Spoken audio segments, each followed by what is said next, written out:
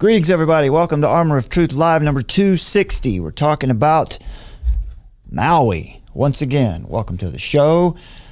Summer, how are you doing this evening? Doing very well. Ready to get into it. Thanks for hanging around and waiting for us to get started. Thank you for being patient with us tonight, folks. Let's go ahead and get started. What we want to talk about, again, is the fact that something is severely wrong in Maui. Now, that's not news to most of you, but what is wrong? What's happening? And who's at the center of it? We submit to you that the information blackout, all of it, bottlenecks, it comes down to one person, one outsider, really. Can you imagine calling up a family that's just seen their home burned to the ground and offering to buy their land below market value? This is apparently happening in Hawaii right now on a massive scale. Right? Property owners on the Hawaiian island of Maui, specifically, we're talking about Maui here, but all over Hawaii, right? They receive a high volume of solicitations to sell their properties all the time. It's not surprising. And considering Maui's sunny, temperate climate, the warm, clear Pacific waters, majestic views, isolation from peering eyes in the middle of the Pacific Ocean, at the very least, property on Maui is highly coveted. And as we reported on True Normal TV, on this channel as well, billionaire bad actors and supervisors of sustainable development want to remake the island in their image, which is to say smart, sustainable, diverse, inclusive, equitable, and who cares about the locals and what they want and need. There's already a diverse culture, a diverse people there on the island. So, when the town of Lahaina was incinerated by a wind-fueled inferno in early August, some saw it as an opportunity, even before the fast-spreading killer fires were fully contained. Property owners in and around Lahaina began receiving much darker propositions from agents and unknown individuals pressuring them to sell their properties. In 2020, the average price of a home in Lahaina was about $600,000. Today, nearing the fall of 2023, it's about $1 million. Talking about the average cost of a home in the northwest part of Maui there. The push to grab up this property from vulnerable homeowners has become so egregious that even Governor Josh Green had to speak up and issue a warning to scammers, and many of the folks around them applauded him for taking that stand. But what about Governor Green? We've talked about him here before. This is probably our third or fourth discussion about this. Green said recently, he's been quoted as saying that he's already thinking of ways for the state to acquire that land. So whose side is he really on? He said he wants to make it open. He wants to make it open spaces in perpetuity as a memorial to the people who were lost. Now that is sustainable development. Sustainable development really means get the property out of the hands of the masses and into the hands of private billionaires or public-private partnerships. So the governor has his own plans for these properties. Meanwhile, it's being reported that the police chief on Maui just happens to be the exact same guy that was the incident commander during the horrific mass event in Las Vegas, October 1st, 2017. But I think there's an even bigger question. And a lot of people are asking this today. Where are the children? What is going on here? According to the Hawaii Department of Education, specifically the Maui schools, they put out a statement yesterday and followed up with one today. But the one yesterday is very interesting. Hawaii Department of Education statement regarding West Maui students who have not re-enrolled in other schools or in distance learning. The department continues to closely track students who over the past few weeks have been enrolling in other public schools, charter schools, and private schools, and those who have signed up for virtual learning. Here's the kicker. It says on the website here, right here, this is the hawaiipublicschools.org. Right there, I'll highlight it for you. Of the 3,000 students who were enrolled in the 4 public schools in Lahaina, we're just talking about one town, 3,000 kids enrolled in 4 schools in Lahaina at the start of the school year. 778 have re-enrolled in other public schools. 874 have enrolled in the department's distance learning program as of August 31st. And another 140 have enrolled in charter schools or private schools. So if we do some math there, that leaves 1,208 students unaccounted for. And no information is forthcoming from the Maui media blackout instituted, of course, by Police Chief John Pelletier. So these are just math. I'm not suggesting where they are or what's happened to them. But we keep getting all kinds of reports and conflicting numbers about how many are missing, how many have been found, but when we think about the kids, this should be pretty easy. 1,208. So basically, there were 3,000 students enrolled in school, 4 schools there in Lahaina. And today, exactly a month later, over 1,200 of them are unaccounted for. 1,200! 1,200. Right. Summer, do you remember what are the latest death? Yeah, in the 400, like nearly 400. Missing, right. Just talking about ones unaccounted for. I couldn't remember what it was in the hundreds. Well, they've changed the figures so many times, honestly. That's the point, is that we can't keep up with, the numbers are changing all the time. Like the official number doesn't mean much because of the media blackout. So 1,200 kids, where are they? Is anybody talking about it? Does anybody care out there? So we're talking about America's expanding authoritarian regime, and why can this happen? How is it possible for this to happen? If you remember when we covered this last time, we talked about Eric West, who is the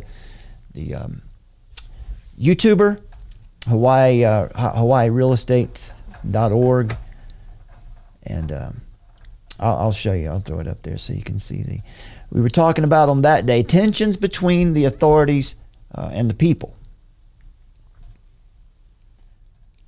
See, here's some articles from Maui Now. More than 1,700 students from Lahaina public schools have not enrolled since the wildfire. This is from August 31st. Those numbers have cleaned up here of late, but still 1,200. Look, if the math was wrong and I screwed it up there, I am not infallible. Let us know in the comments if you see something I missed there. But it looks like to me look, let's just say they're saying 1,208 haven't re-enrolled. Okay, that doesn't mean something nefarious has happened, but it is a question. It is something to be asking about. Where did they go? What are they doing? Now, some of them are going to be dead. That's a fact. But the death toll has been 100, between 100 and 150. We're talking about 1,200 kids, and in this world, that's eye-raising.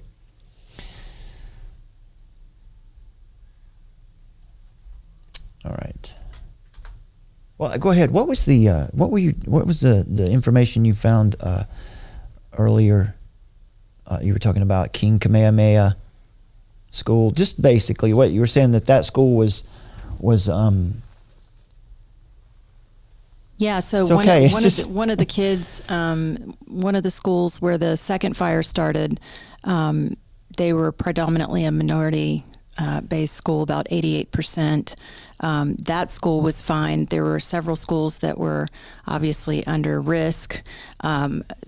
One in particular, I'll have to find the notes on again. Well, that's okay. I was just curious because it was these are interesting schools. You said these are mostly you said minority, right? These are minority schools. Yes. Mm-hmm. So what the point of that is that we're talking about minority children for the most part.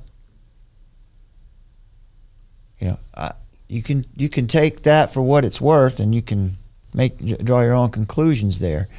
But these would be children that would be. You don't want to say something like this out loud, but these might be children that maybe not as many people would be looking for them, if they didn't show up. So that's a sad situation. Where are they? What has happened? So I was going to pull up, as you can see there, the video from Eric West, the Hawaii real estate guy who's been great, living right there in the burn zone, giving us a constant feed of information, that really the only source of information from inside the town there during this media blackout. And the video I was looking for here, that altercation with the police, it's not available. I believe he's made it private. He probably did that on purpose. But if you remember what that was, he was literally being harassed by a female officer who would not identify herself, was driving an unmarked vehicle. And he was told, if you don't leave, you'll be arrested under this proclamation, under this emergency proclamation. And we're talking about 3 weeks after the emergency now. So he got protected and served. No actual language on what law was being followed on the island there. Not in every town, not in every city, but many places around the country. Police or law enforcement are no longer public servants. They're no longer employees of the people who are accountable to the people. All that's been quietly and deceptively replaced with private corporate security agents. So there's no denying that in many major cities and minor municipalities across the United States, loyalty to and adherence to and defense of the U.S. Constitution has been subverted, while quietly a totalitarian police state has been incrementally imposed upon the people who live there. And typically, it seems to be happening over and over every day. It's someone from the outside who comes in and is in charge.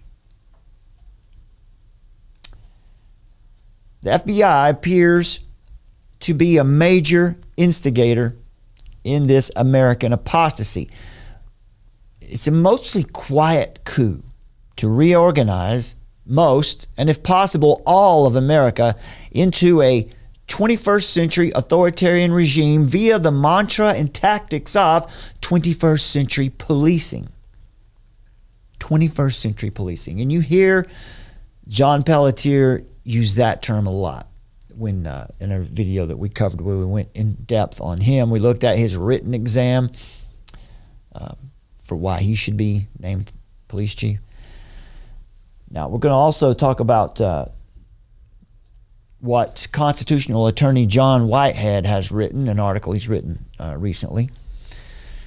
Basically what he says is the Constitution doesn't stand a chance against a federalized, globalized, standing army of government henchmen protected by legislative, judicial, and executive branches that are all on the same side. No matter what political views they subscribe to, suffice it to say they're not on our side or on the side of freedom.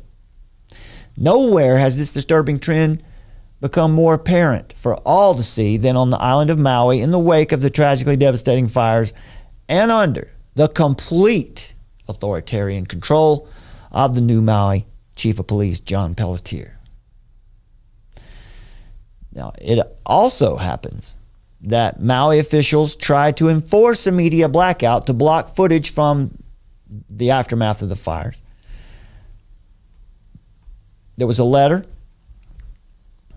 revealed in a screenshot on X or Twitter by Anthony Cabasa. It was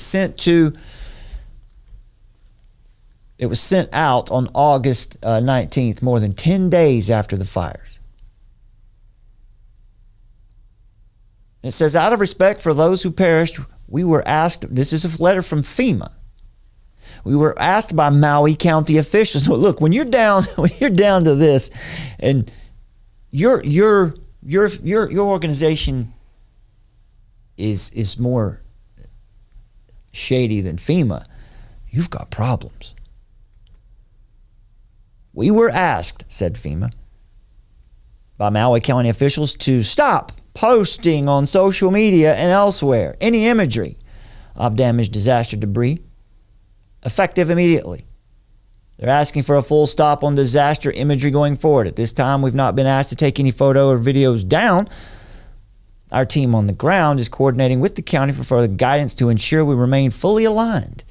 Cultural sensitivity is of the utmost importance in all our response and recovery activities to this disaster. So I thought that was pretty interesting, right? An official who was in charge of making sure there was enough water to fight the fires sat on a request to divert water to protect the people and homes for 5 hours, right? It was about, this is about the equitable distribution of water. So he didn't want to let it go to put out the fires. And people died, many people. Another official declined to sound warning sirens to alert residents of the imminent danger. And then he defended his position, and he subsequently walked away soon after that, resigning. It turned out also that the warning system itself was faulty. Residents said that if they had only had about 10 or 15 minutes notice, families could have been saved. Some families perished entirely while they were waiting. They were caught in their cars or homes. No, absolutely no way to escape. That's how fast the fire was moving. Hawaii Governor Josh Green, get it? Go Green. Get it? Josh Green. Go Green. Said later that he wished the sirens had been sounded. Instead, first responders went door to door to alert residents that they should evacuate. That's not very efficient. It's almost like circumstances happened to cause as much damage and death as possible. I don't know. It just seems like that. We report, you decide. It was later revealed that many children were home alone due to school closures, and that 3 Maui disaster response officials were not even in town for the fires, but were on the island of Oahu attending FEMA disaster relief training. They weren't even notified about the fires until 5 hours after they began. These are just the facts. Power company work crews were out in Lahaina trying to repair downed lines, and in doing so, actually barricaded roads. The only thoroughfare, the only artery out of the disaster, preventing people from evacuating in their cars. Traffic jams left many people stranded, some trying to escape. Rather than die waiting there in the car, they turned back and headed back toward the fire looking for another way out. And as such, families were found burned to death in their cars.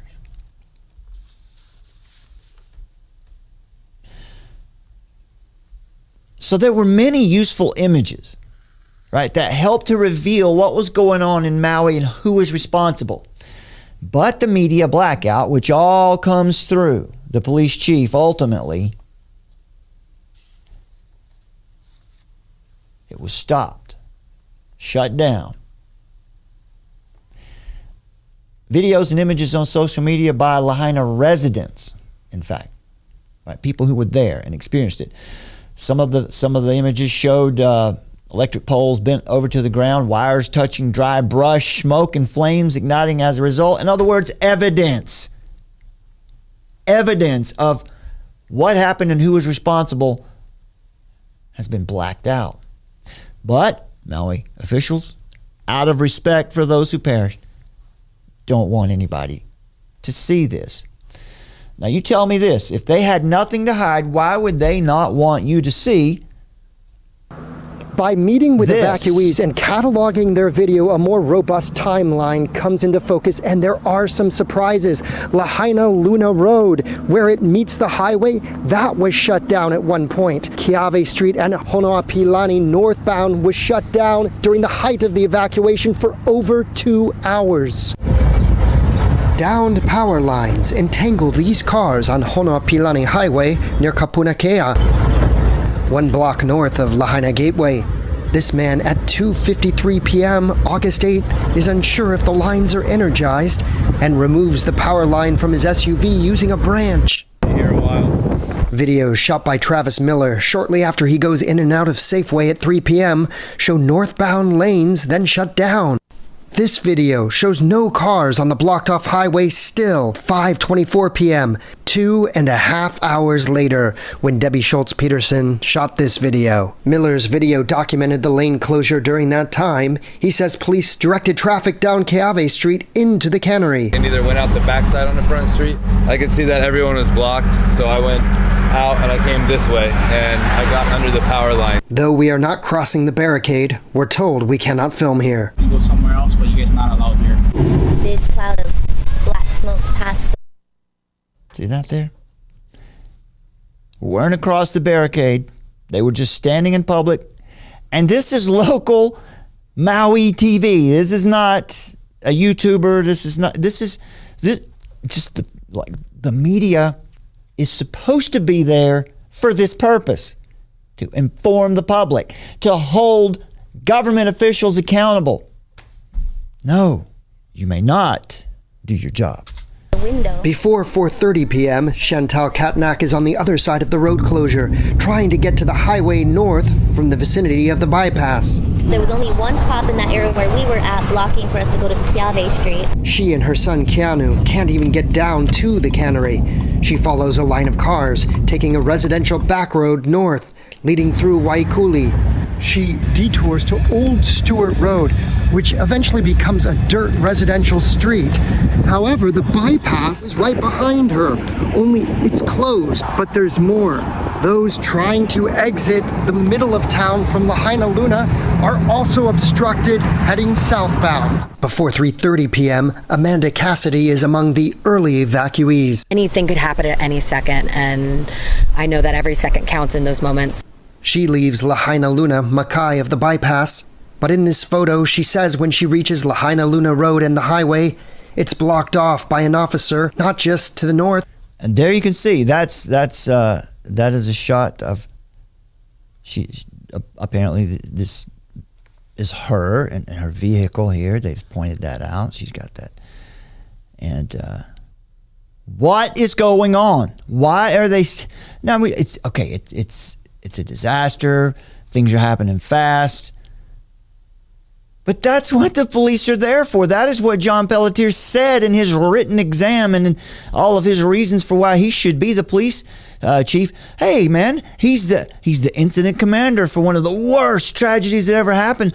He can handle this stuff, right? Why did this happen? It's almost like it's meant to go this way. But south as well. And that's only part of the story. This investigation will continue when we look at the lane closures for those heading south of town.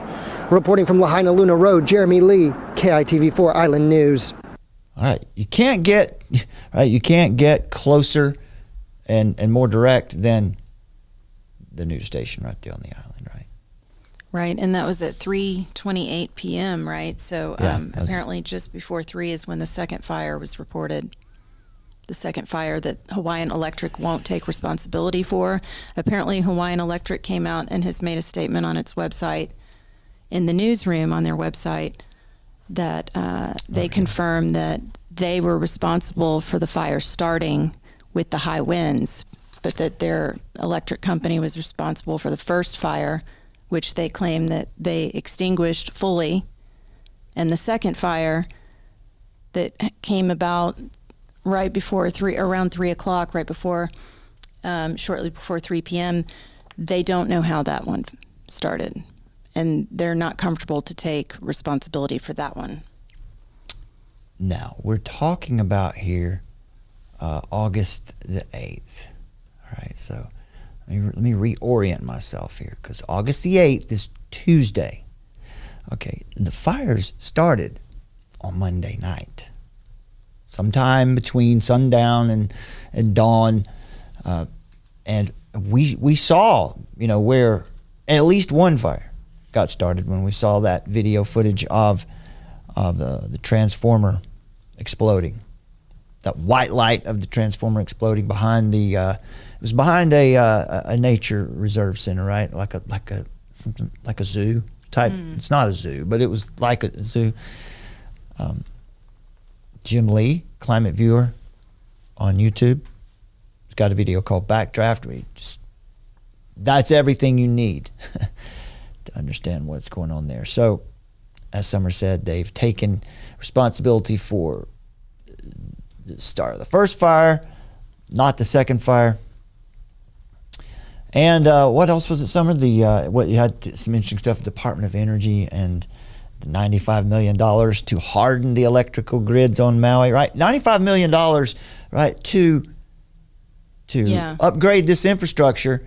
Probably, I don't know, I haven't read it, maybe you know, but is this going to be renewable green energy stuff? According to Maui News a couple days ago, the U.S. Department of Energy is providing $95 million to harden Hawaii's power grid in light of the wildfires on Maui, President Joe Biden announced on Wednesday.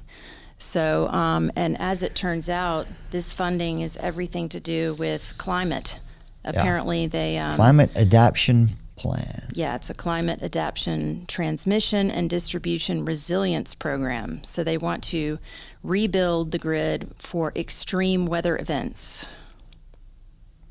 So doesn't that kind of sound convenient? And apparently in June of 2022, they were submitted to the State Public Utilities Commission for approval of this. And now the federal government has come forward and said we will pay half of it. So they've gone ahead and submitted it, and it's going to go forward.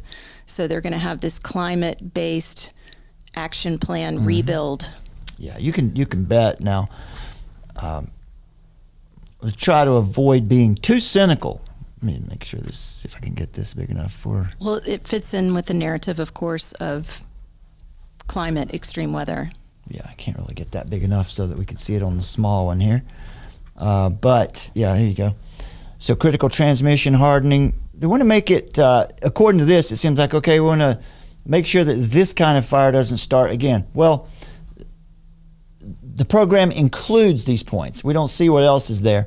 But listen, the point here is, does anybody have any reason to be suspicious of especially a climate adaptation program?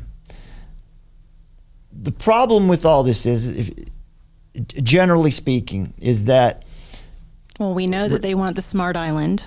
Yeah. They want it to be a smart island. We have video footage of them talking about that with the Sustainable Development Goals. We know that they've already submitted and put into the works for this plan, and now the federal government has stepped forward and say, hey, we're going to give you 50% of the money for it. Yeah. And since they're going to give 50% of the money for it, they're going to do it their way. So the problem with climate initiatives, folks, is that it all means the same thing. They want to put in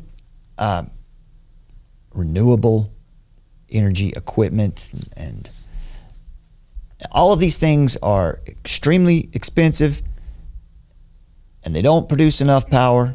Now in Hawaii, you can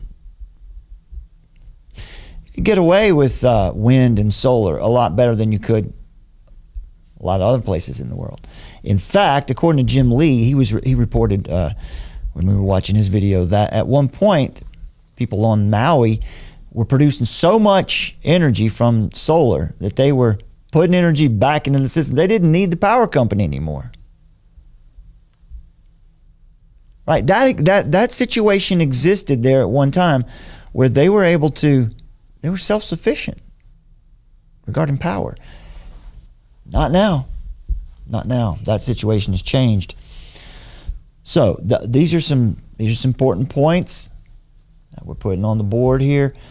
Now, yeah, and again, just a lot of virtue signaling around the fact that they're going to be doing this, for the weather, for the climate, extreme weather. They're just milking that. Yeah, as usual. As per usual. Now, speaking of virtue signaling, Police Chief John Pelletier. This is where we want to focus on today. We talked about this before. We got to do it again because there's a problem in Maui, and this is a symptom, right? As we said, this is a case study in the American police state. It's not everywhere, but it's in some places. Who is John Pelletier? Well, many of you know now, he came from Las Vegas Metropolitan Police Department. John Pelletier was appointed as Maui County's police chief back in November 2021, replacing Tivoli Fa'aumu. I hope that was right.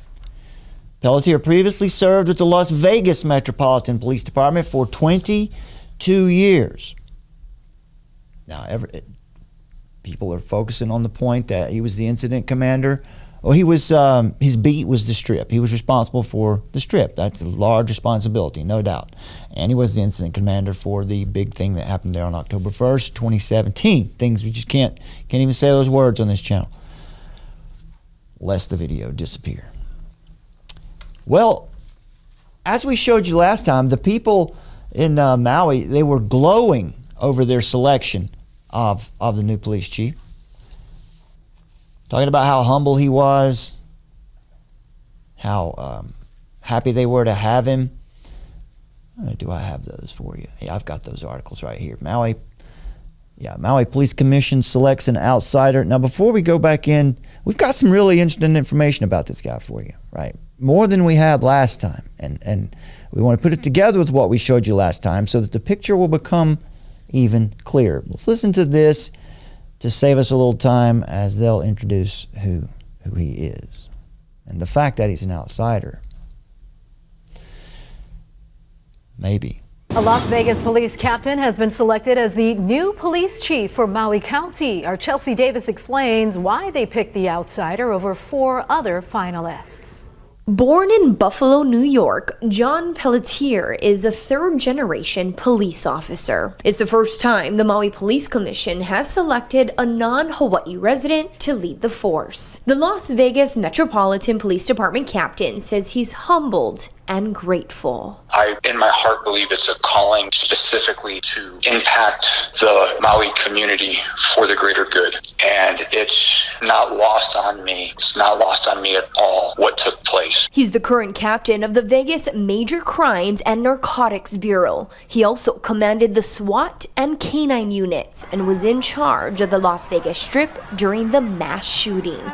Today's vote was unanimous. Listen to Maui this. County has spoken to us, and they've been, pretty much engaged in this whole process, and they expressed their need for change. He's humble. He's willing to do the right thing, even if it isn't popular. He has done so much homework. He really wants this job. It is the closest thing to his heart. He has proven that he can be a leader. If we do not select him, I think we would be foolish. Well, all of that, right? They were really happy about this selection. They didn't really know the guy, but something's fishy here. This is the police commission. They're the ones who chose him. How could he be a unanimous selection now that we know a little more about him? How could that have possibly happened? Unless something was up. Well, I'm going to share with you in just a minute the structure or the explanation of how the police state in America is growing, how dangerous it is, and what it looks like, how it's being done. One of those ways is that the FBI is infiltrating local police. Now, the FBI has in recent years become one of the most corrupt agencies related to the federal government. It's clearly, we'll share more about that in a minute, but how are they going about, how are rights and freedoms being subverted? How is the Constitution being subverted and replaced with authoritarian tactics? Well, right here, Summer, what is the story here with Pelletier and the FBI? All right, this is one of his, if you see on his LinkedIn page, this is one of his it shows that he's got, he went to UNLV, was educated there and a couple other places, and he's very proud of the fact that he was part of the 276th session of the National Academy of Graduates from Right, FBI so that's training. That is the that's the year that he graduated. It was 2019. We talked about this a little bit on the last show. With him at the graduation was Attorney General William Barr and current FBI Director Christopher Wray, who delivered remarks at the ceremony. And so we know that Christopher Wray is a bit of a worry. He's a Clinton guy. He's a Clinton guy, yeah. So, when we came across some information this week talking about the FBI and the direction that it's taken, and realizing and connecting the dots on the board that John Pelletier is a recent FBI graduate of the program that's very much in alignment with what he learned and what he's been trained for is very actionable in what you're seeing right now. Yeah. Especially with the level of influence and power that he has, because in his position, he's got so many, his responsibilities are vast. So we talked about how he's the person who determines cause of death, which... Yeah, let me run down those. Let me get those graphics up Right. here. The mainstream media is being very hush-hush about this. The fact that, he's the coroner of the county. He issues firearm permits for residents of Maui County. He's part of the board for the Joint Terrorism Task Force. He's also part of a board for, overseeing private detective and guard boards, basically. So private detective and guard boards. He's also involved in overseeing statewide automated victim information and notification system alerts, right? So here's a gentleman who has so much power. Think about all of those different roles. Those are just a few of them that he's got the reins of. Yeah, this is dangerous. Now, because the reason why this is massive conflicts of interest, specifically with what we're talking about right now. You can see these are some of his responsibilities as the Maui police chief of police. Oh, so let me bring you back here. If you did see the last video, what he did 6 weeks after he was on the job, he asked for a raise. He asked for a 30% raise, from $158,000 up to $208,000, right? And I guess he's got an awful lot of responsibilities. In fact, he's not only is he the chief of police, he's got to train officers, director of public safety, governor's committee on crime, and as Summer said, he is the one who controls the information when it comes to regarding victims and the victim notification system for people to be notified that their family member, their loved one has died. He is the guy. The buck stops with him. The bottleneck is Pelletier. Not that is unusual for his position. We're just pointing out there's an awful lot of power here, and there's some problems.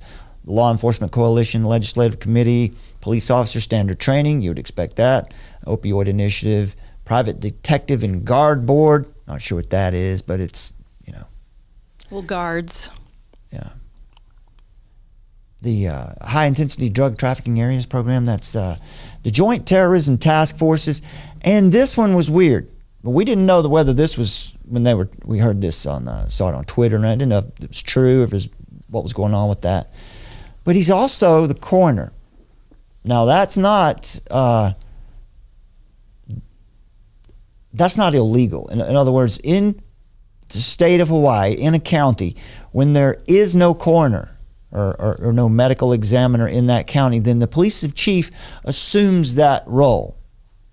And then as the coroner, he would select an MD to come in and do the investigations, the scientific investigation, the cause of death.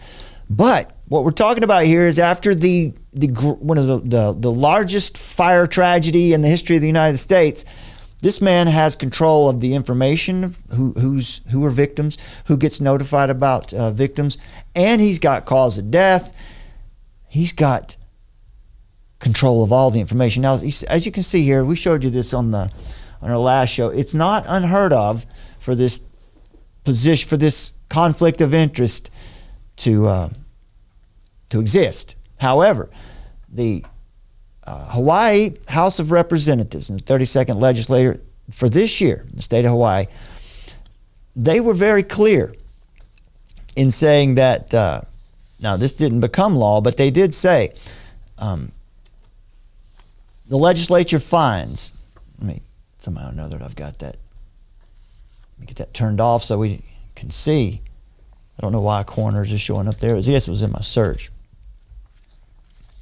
Maybe I'll have to refresh it here. It's been accented now. Yeah. I don't know why it's doing that. Anyway, the point is, they don't want this situation to continue. They say that the legislature finds that coroners should be separate from law enforcement. But how convenient that this is not the case for this situation that's just occurred. With an outsider who comes from one of the most corrupt police departments in America. See, the reason they say that coroners should be separate from law enforcement, in other words, coroners should not be chiefs of police, because coroners need to be able to make free, independent judgments when investigating deaths. It says here plainly, under current state law in Hawaii, the chief of police for a county serves as the coroner if the county does not have a medical examiner. But making coroners independent from law enforcement would promote transparency, avoid conflicts of interest, and encourage more confidence in coroners' rulings. There's that word, transparency. Transparency. John Pelletier was all about transparency when he was when he was trying to get hired for this job. Transparency.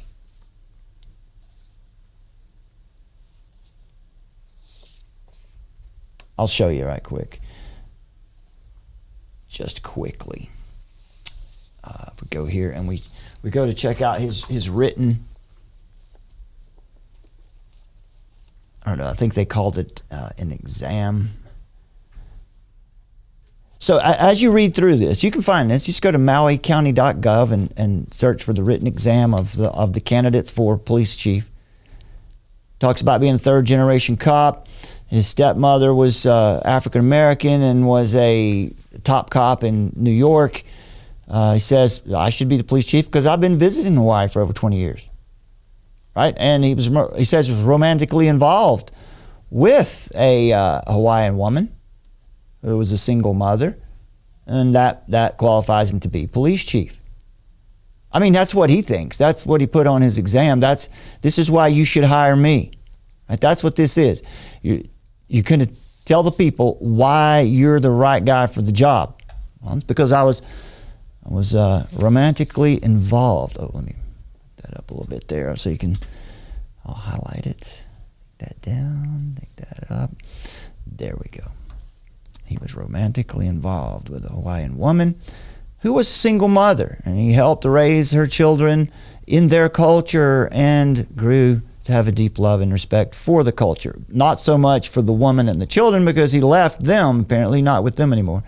But anyway, he's watched MPD from Las Vegas for a long time. Wish to become chief because I understand tourist-based policing.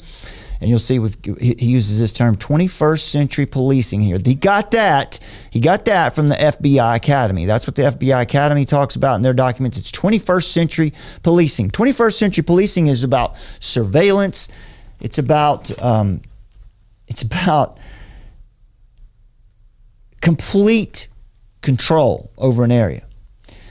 He says he's got proven power and leadership at the highest level. He's inspired and created community engagement programs that have changed lives. Is that good, though? It's a good thing that how would those lives change for the better? There you go. A leader in 21st century policing has to be proven in 4 areas: operations, investigations, administration, and community engagement. He says he's skilled in all these areas. I will, as chief, inspire, empower, and break down real and perceived issues. The reason I was reading this last time is because of how rude those officers were to Eric West, the way they treated him, and how he said here, it's going to be about transparency. If you read through this document, you will see that he promises he's going to move the police department from good to great. Right? Always moving forward, he said. Right, here you go. Written questions. How would you create an environment in which all your employees, sworn and unsworn, feel comfortable in coming forward to voice their concerns or make? Well, he wants to build trust and transparency. That is a top priority, he says. But he's going to build a privacy fence. Exactly. Most of you probably know about that by now, the big privacy fence that's surrounding. Get you a shot. We'll get you a shot of that right quick. The privacy fencing around Maui, just in case you haven't seen that. That's going to give me something. You know, he keeps referring back to September 9/11 all the time, too, when he talks about how he's able to conquer each of the situations that he's encountered that are on a large scale. Yeah, he does. He refers to that a lot. That was the feather. Lots of quotes with him. Lots of interviews. Lots of quotes. Look at this picture. I hadn't seen this. I hadn't seen this picture. Look at that one. Now, as the police chief announced yesterday, he's installing a dust net wall around Lahaina to keep gawkers out. Now, in the press conference, he said flat out, there's no conspiracy here. He said it was to keep people from looking in. Now, they can say whatever they want. Yeah, but, ostensibly it's there to keep the dust from, and to keep evidence from blowing away too, right? But yeah, and they're demanding that all the families, like if they're having a missing report filed now, they've got to file out the form properly, and they're saying, hey, you guys need to give over your DNA sample. Oh, they're big on that. Yeah, that's a big deal right now. Which a lot of people, as we've seen, they don't want to do that. They don't trust them.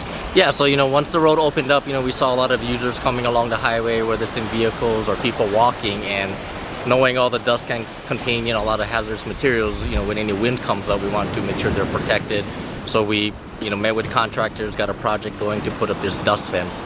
And in some areas, Public Works had already started putting up with a chain link fence, so it's easy for the contractor to come in and wrap it with this dust fence. And this one next to us is 8 feet high.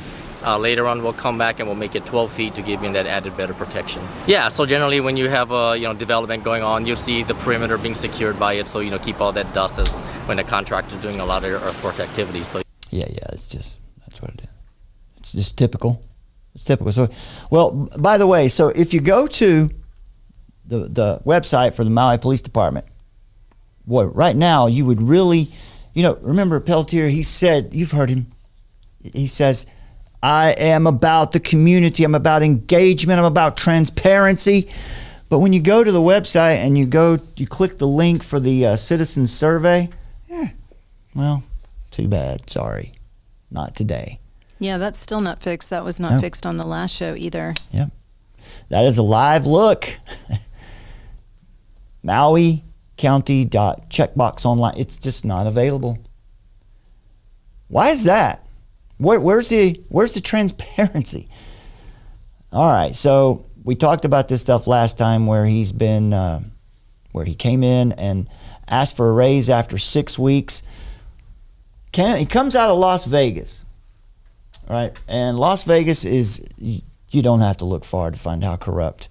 In 4 decades of writing about Las Vegas underworld and government corruption, investigative reporter Jeff German took on plenty of powerful and dangerous people. The hard-bitten newsman was once punched by an organized crime associate and received veiled threats from mobsters.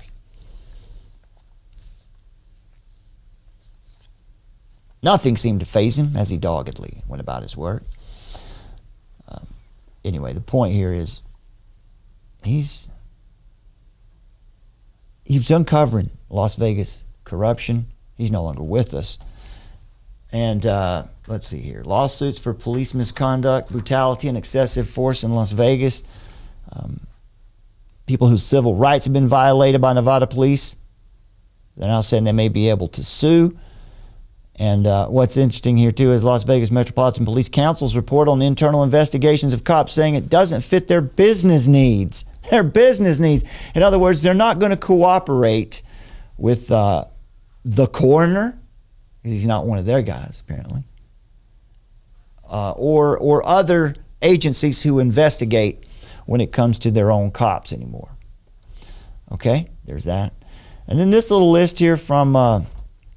this is available on as a part of, well, it's on Wikipedia, but it just lists news stories since the 90s. It's a list of misconduct that's resulted in either a conviction, a confession, a plea bargain, or some kind of administrative disciplinary action taken against a member of the LVMPD.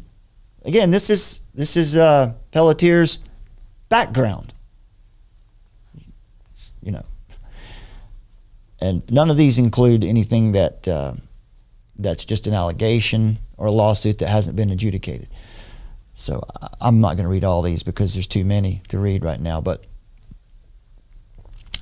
during the period of 1990 to 2011, the LVMPD ranked 3rd in the nation in officer-involved shootings per capita behind Houston and Chicago. So there is a culture of violating civil rights. There's a culture of, 310 shooting incidents over that period. 115 of them were fatal.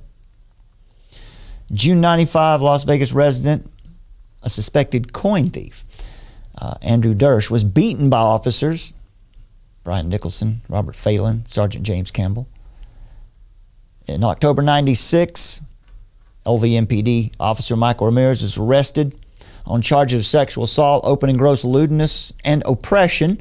After a couple he pulled over, he forced to perform sexual acts while he watched. December 28, 1996, off-duty officer Ron Mortensen killed Daniel Mendoza in a drive-by shooting. The police officer killed a guy in a drive-by shooting. He was a passenger. Another Metro officer, Christopher Brady, was driving. February 8, 1997, Officer Art Sewell was arrested and charged with attempted sexual assault and oppression under the color of law, both felonies. What it means is under the color of law, he was there saying he was making an arrest or doing an investigation. He was there under an official capacity. Right. After his arrest, Officer Sewell was placed on paid administrative leave. May 97, cousins Juan Berry and James Suggs were jailed on false charges by 4 off-duty LVMPD SWAT officers. Remember, SWAT that's Pelletier's beat, right? He was SWAT. Yes. That sure was. It was his beat. And after an altercation at a nightclub, Berry and Suggs said this time that SWAT officers continually were taunting them and yelling at that 3 on-duty responding officers. Also testified that the SWAT officers were they were doing it. Pelletier was at LVMPD for 22 years. All this happened on his watch. Family of French citizen Philippe Lemon, who died while in the Clark County Detention Center in 2001, settled for $500,000 in 2003. On and on. There's too many. There's too many. 2004, Keith Tucker, 47, died after officers responded to a call from his roommate that Tucker was acting erratically. He was handcuffed and on his stomach when officers stunned him with a taser. LVMPD Sergeant John Sheehan said Tucker died from positional asphyxia. Positional asphyxia, meaning that Tucker couldn't breathe while he was being restrained. A medical examiner ruled Tucker died from cardiac arrest during restraint procedures. A coroner's inquest jury ruled the death was excusable. So back in this time, it seems like they had a coroner they could work with. 2006, Officer Eric Barros was sentenced to 3 years probation for theft and falsifying evidence, and it goes on and on for a good while. You can look this up for yourself if you like. The point that we want to make here is there's a big problem in Maui, and the police chief, right? The buck stops with him. He's responsible. He's the guy. Pelletier was born in Buffalo. First non-Hawaiian to lead the Maui police force. So when questioned why he would be a good fit, Pelletier remarked that his experience working with Las Vegas Police Department would help him head the department at one of the largest tourist destinations in the world. Are they getting their money's worth? He stated that his goal was to reboot the entire department. Interesting, right? Because when he showed up there, they had 68 positions to fill. 68 positions to fill, and a police force that was and still is overworked, underpaid, working 60 hours a week many times. And the first thing he does after 6 weeks on the job is advocates for himself a raise from $158,000 to $208,000. One of the key points he addressed during his appointment was to ensure everybody in Hawaii that they felt they have equal protection under the law, except if you want to follow your constitutional right to take pictures or walk down the sidewalk. He says our diversity is our strength. Make no mistake about that. That's just a platitude. Doesn't mean anything. Pelletier also encouraged people with missing family members to submit DNA testing to help identify loved ones. So he was trained in this 276 graduating class. Is that what it was? The 276 graduating class? Yeah, that was 2019. Okay, I need to...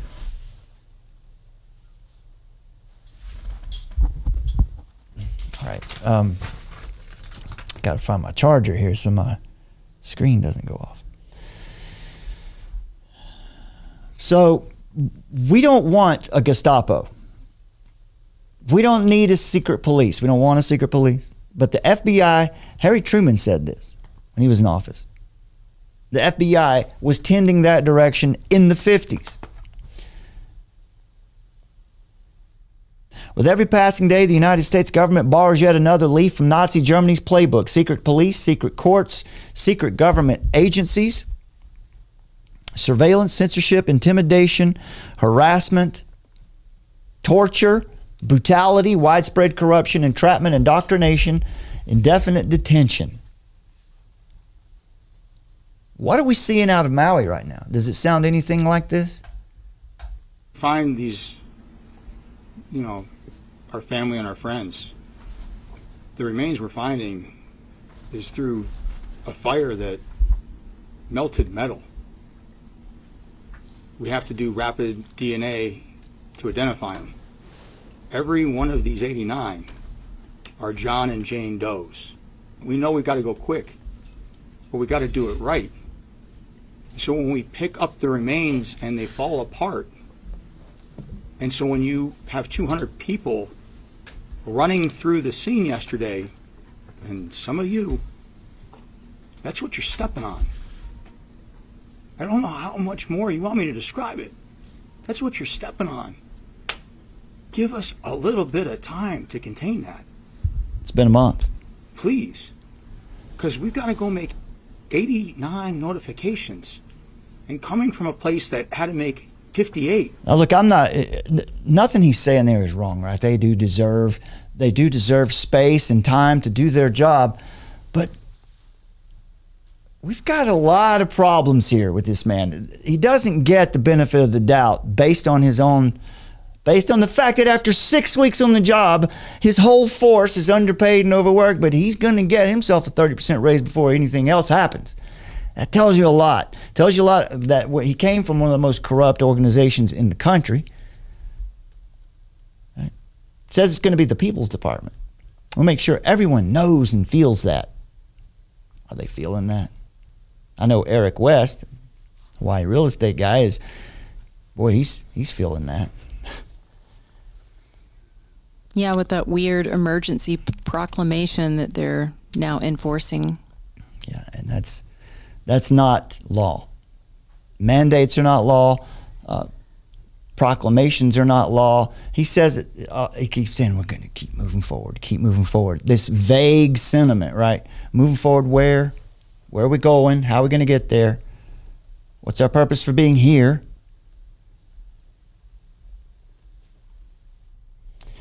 So let's see. We've got a couple more. Let's listen to a couple more of these because this tells you a lot about. Do you have the clip where he's actually saying that the FBI is the best in the world? Scrub. Well, we got that, and the fact that they're going to scrub. Yeah, right here you go. This is it. They're going to scrub data. Now he might be using that term in a different way, but he says it a few times. You can decide. There is no, in my opinion, and obviously if I say certain things, they tend, whether it goes viral or not, with my partner here, we know those things happen. But in my honest, humble opinion, the most reputable law enforcement agency in the world is the Federal Bureau of Investigation.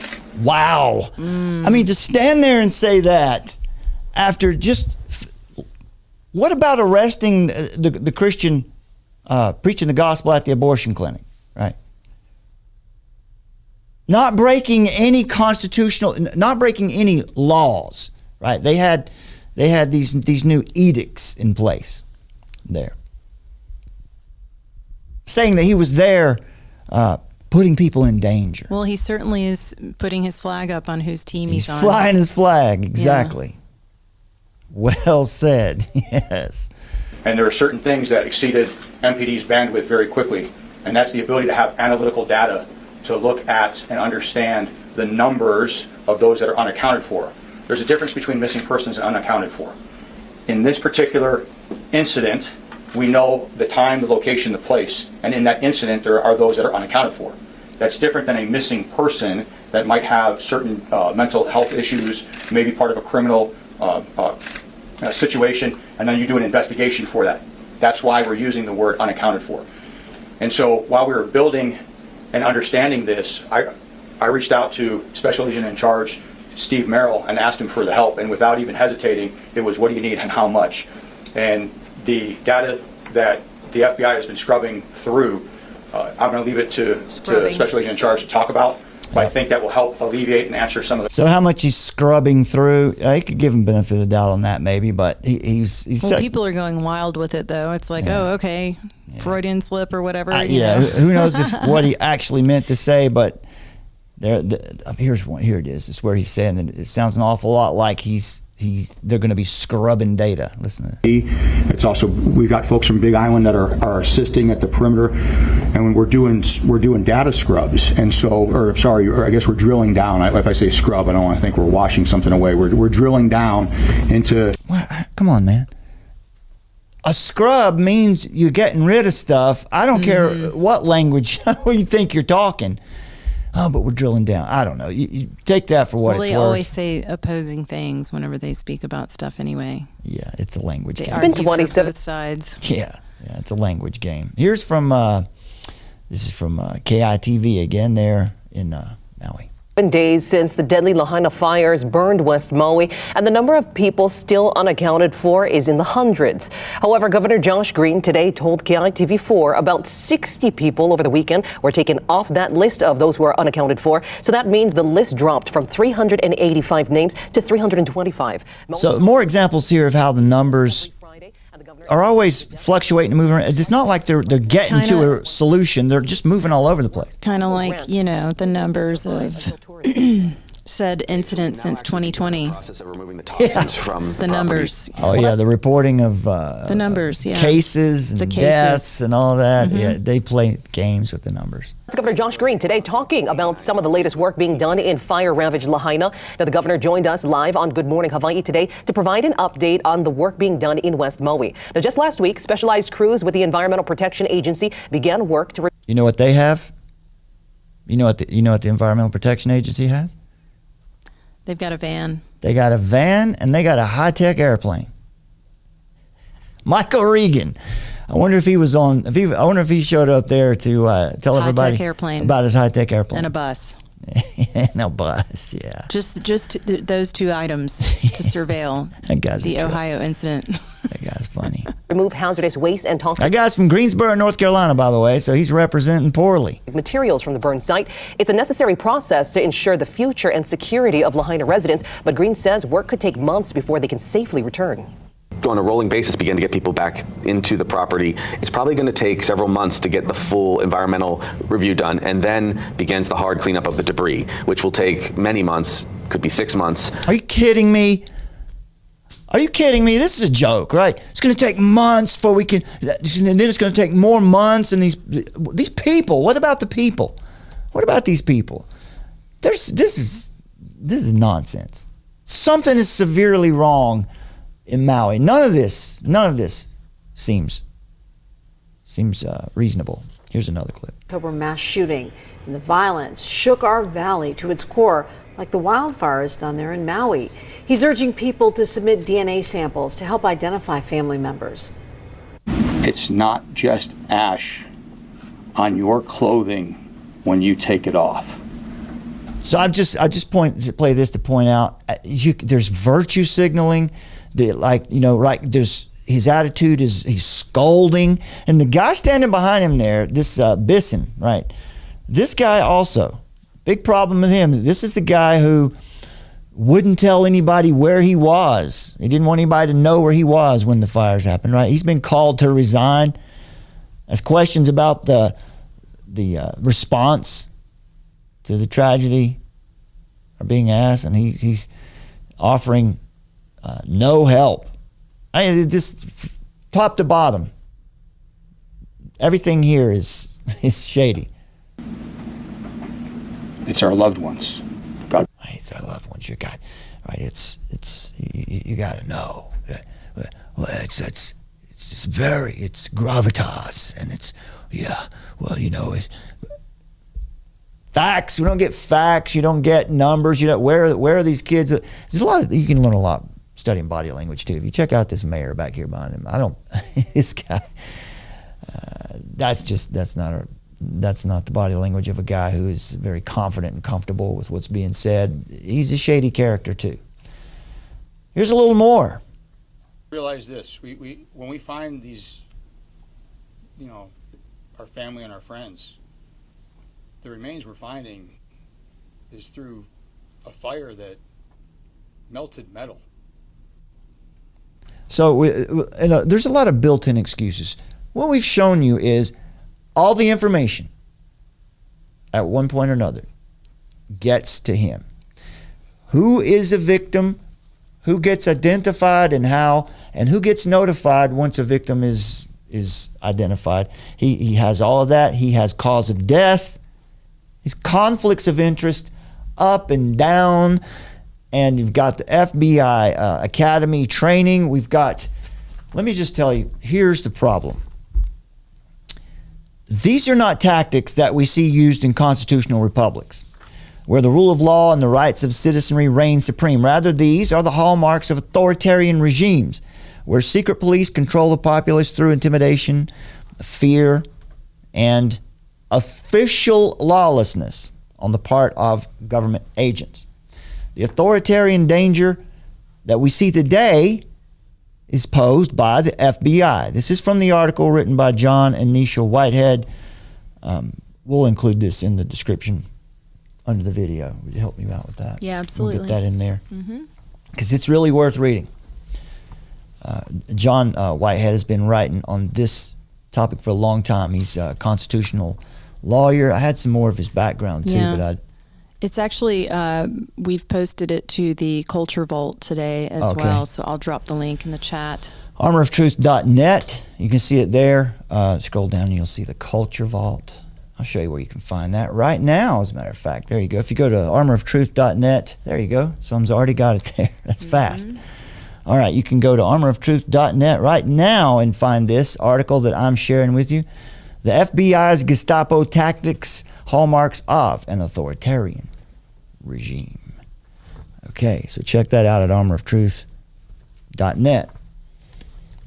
Following the Second World War, the FBI, secretly and aggressively recruited at least 1,000 Nazis, or the U.S. government recruited at least 1,000 Nazis, including some of Hitler's highest henchmen, as a part of Operation Paperclip.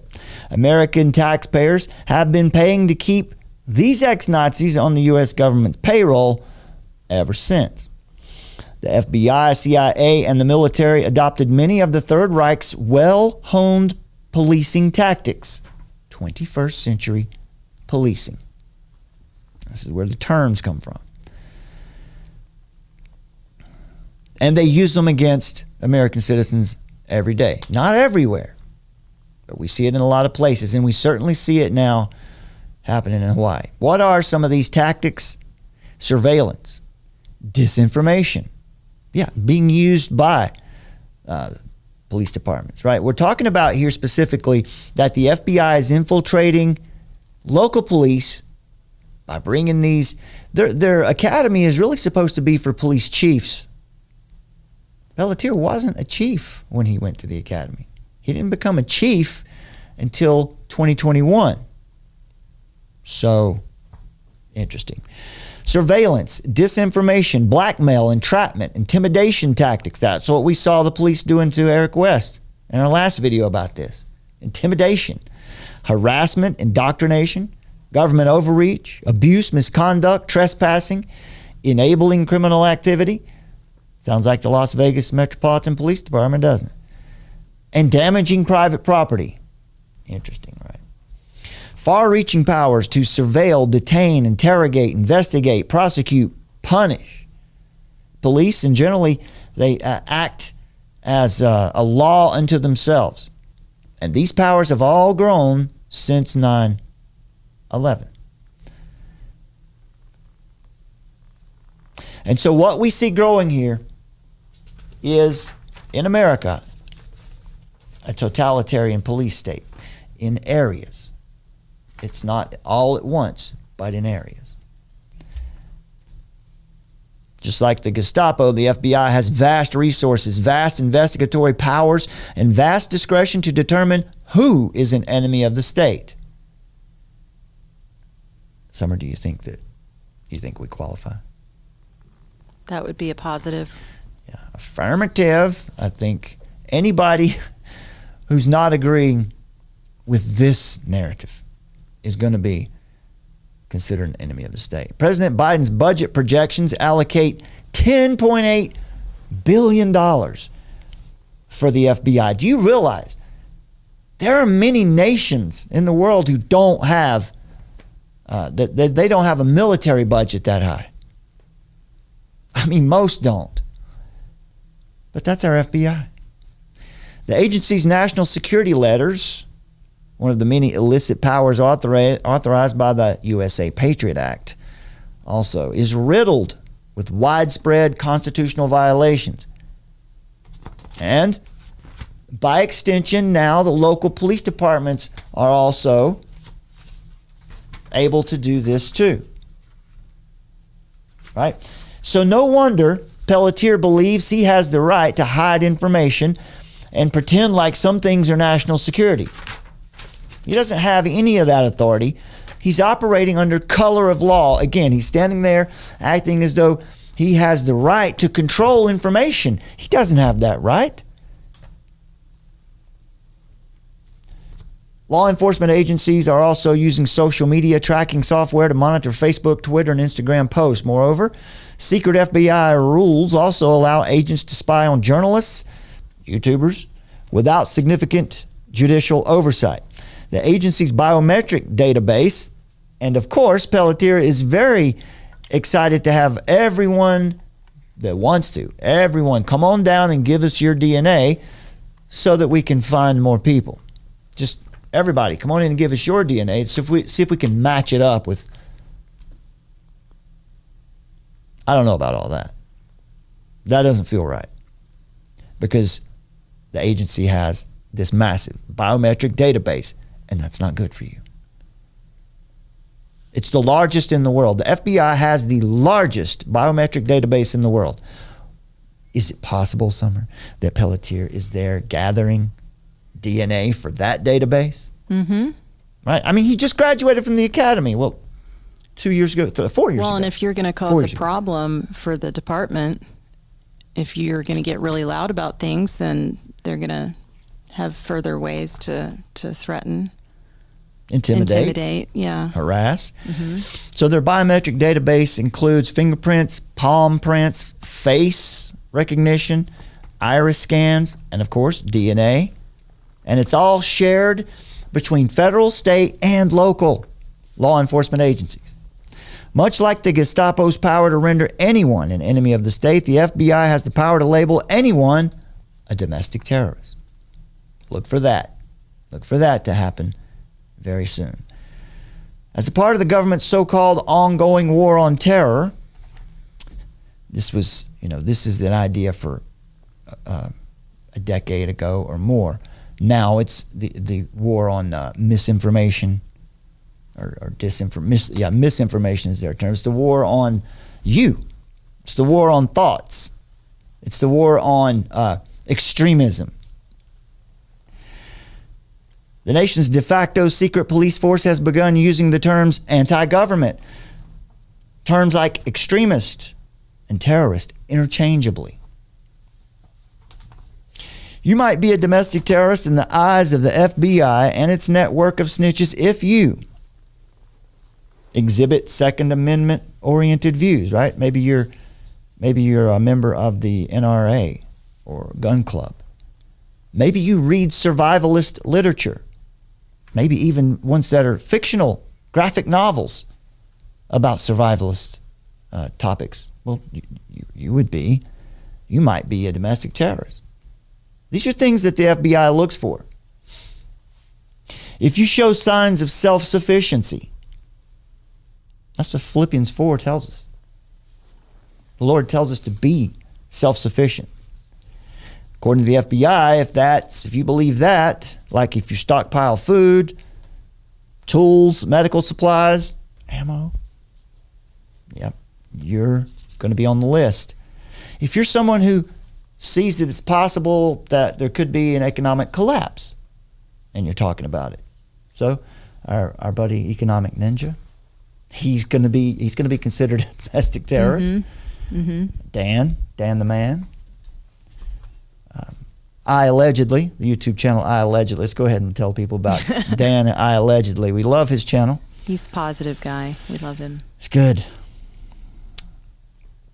You might be a terrorist. This is a Jeff Foxworthy routine.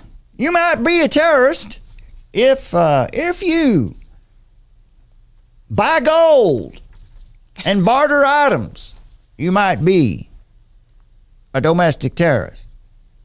If you subscribe to religious views concerning the book of Revelation, you might be a domestic terrorist. That's really on there.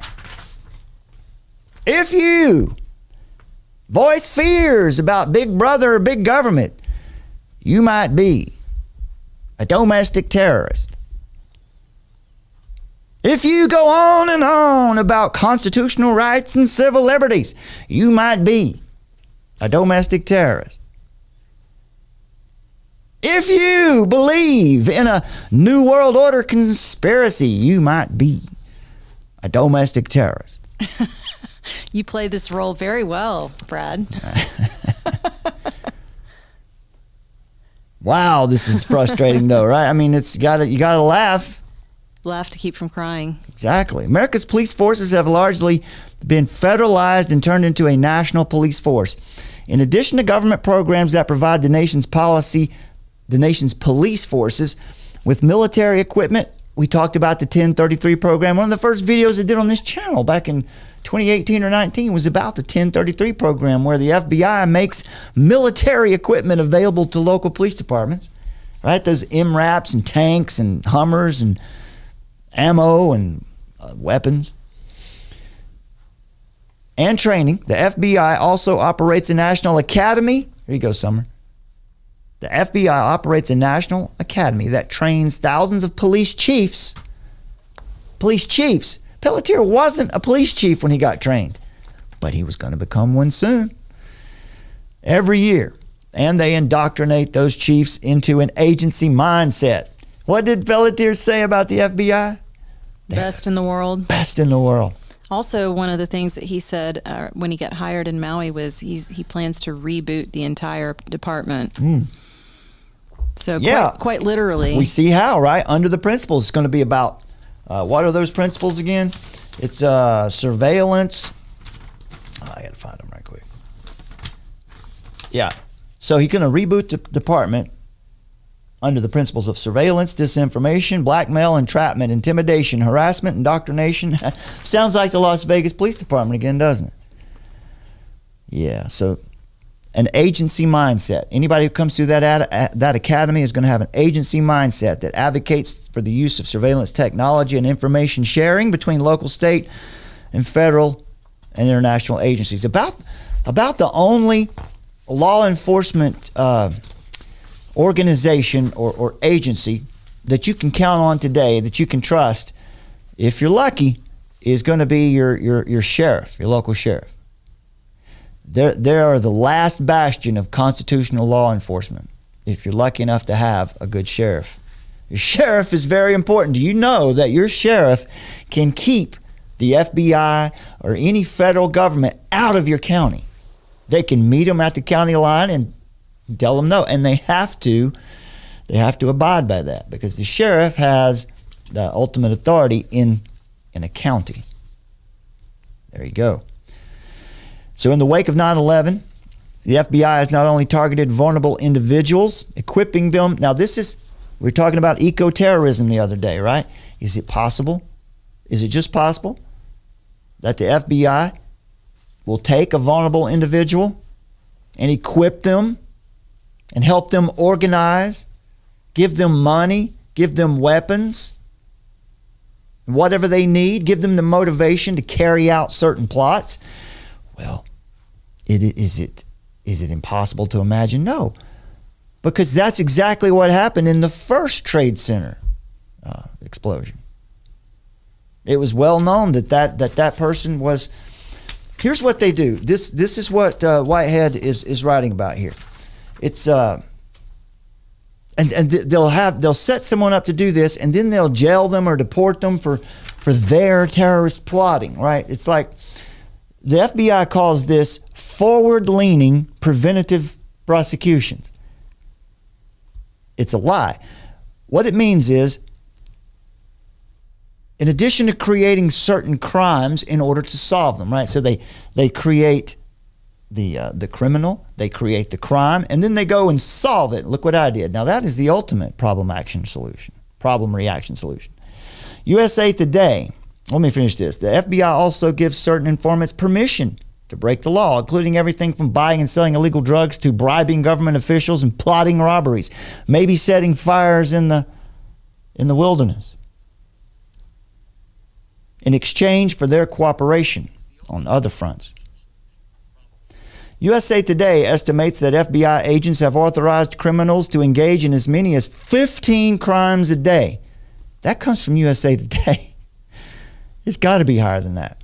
Some of these informants are getting paid astronomical sums. One particularly unsavory fellow, later arrested for attempting to run over a police officer, was actually paid $85,000 for his help laying the trap for an entrapment scheme. This is the rise of the American police state. When and if a true history of the FBI is ever written, it won't only track the rise of the American police state, but it will also chart the decline of freedom in America, in much the same way that the empowerment of Germany's secret police tracked with the rise of the Nazi regime. How did the Gestapo become the terror of the Third Reich? How did it happen? How did it happen? How was it possible for that to happen? Right? Surely someone saw it. Why was it possible? Well, first of all, by creating sophisticated surveillance and law enforcement systems that relied on the cooperation of the military, the police, the intelligence community, neighborhood watchdogs, government workers for the post office and railroads, ordinary civil servants, and a nation of snitches inclined to report rumors, deviant behavior, or even just loose talk. How about this, folks? This is the world we're living in. Snitches get rewards. Remember this?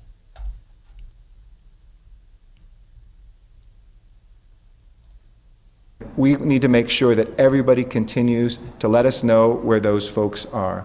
If you've observed recurring violations of the... He said, now this is back in the pandemic, so he said people need to let us know where these people who aren't masking, who aren't vaccinated, people need to let us know where they are. People need to let us know where these people who are not obeying the arbitrary mandates are. Listen to what he says here. Safer at home order. Please continue to let us know at coronavirus.lacity.org/business violation. You know the old expression about snitches? Well, in this case, snitches get rewards. We want to thank you for turning folks in and making sure we are all safe. Wow, how about that? You forgot about that one, didn't you? You better wake up and get off the couch. If you're an American citizen, this is your time. You're being called to action. Jokers like this ought not be allowed to remain standing there for very long. Maybe that's a little too deep in the flesh. But can you believe this? The arrogance? And this is what the FBI does. This is how the Gestapo was able to get so much power. Ordinary citizens working with government agents helped to create the monster that became Nazi Germany. That's where we sit right now. You can see it. We can all see it. What are we going to do? Are we going to watch it? Are we going to sit back and let it happen? And what are we going to do? We're going to speak the truth. Well, that's the first thing. Writing for the New York Times, Barry Ewan paints a particularly chilling portrait of how an entire nation becomes complicit in its own downfall by looking the other way. That doesn't affect me. That's out there in Maui. I'm okay here. It doesn't bother me. He says, quote, in what may be the most provocative statement, author Eric A. Johnson says that most Germans may not even have realized until very late in the war, if ever, that they were living in a vile dictatorship. We don't have that excuse. We know. This is not to say they were unaware of the Holocaust. Johnson demonstrates that millions of Germans must have known at least some of the truth. But he concludes a tacit Faustian bargain was struck between the regime and the citizenry. Snitches get rewards. The government looked the other way when petty crimes were being committed. Ordinary Germans looked the other way when Jews were being rounded up and murdered. They abetted one of the greatest crimes of the 20th century, not through active collaboration, but through passivity, denial, and indifference. Which one are you?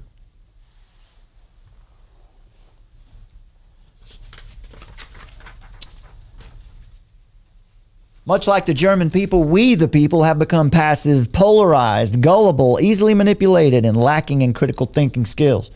Distracted by entertainment spectacles, politics, and screen devices, we're two complicit, silent partners in creating a police state similar to the terror practiced by former regimes, totalitarian regimes. Had the government tried to ram such a state of affairs down our throats suddenly, it might have had a rebellion on its hands. Instead, the American people have been giving the boiling frog treatment, immersed in water that is slowly heated up degree by degree, so that they don't notice that they're being trapped, cooked, and killed. And so we, the people, are in hot water right now. And the Constitution doesn't stand a chance against a federalized, globalized, standing army of government henchmen protected by legislative, judicial, and executive branches that are all on the same side, no matter what political views they subscribe to. Suffice it to say, they're not on our side, and they're not on the side of freedom. From Presidents Clinton to Bush, then Obama to Trump, and now Biden, it's as if we've been caught in a time loop, forced to relive the same thing over and over again. The same assaults on our freedoms, the same disregard for the rule of law, the same subservience to the deep state, and the same corrupt, self-serving government that exists only to amass more power and more wealth and more control and to enrich its shareholders and ensure its continued domination. Can the Fourth Reich happen here? Proverbs 29:2 says, when the righteous increase, the people rejoice. But when the wicked rule, the people groan.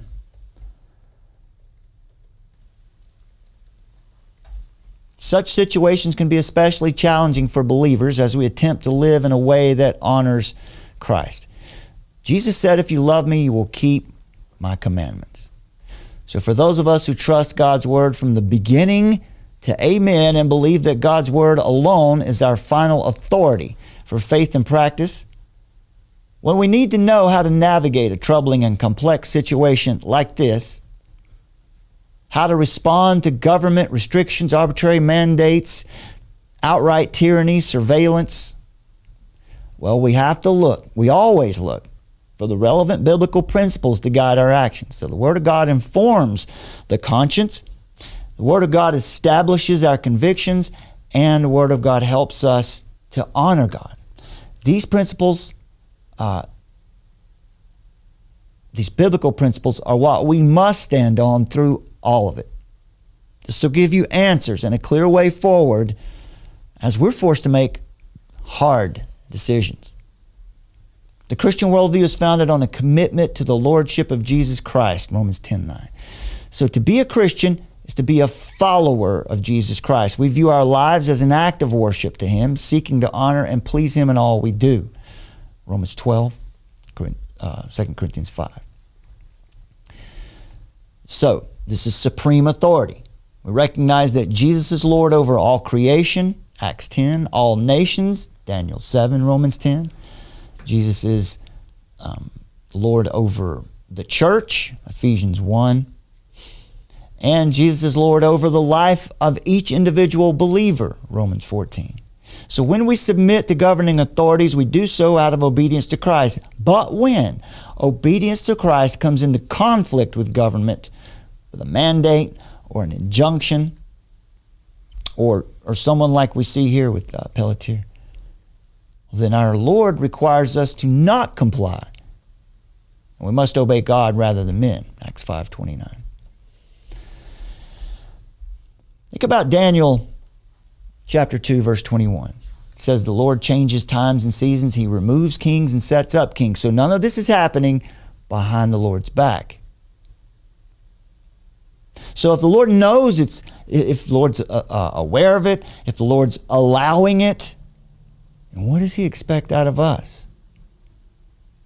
To sit by and watch it? No.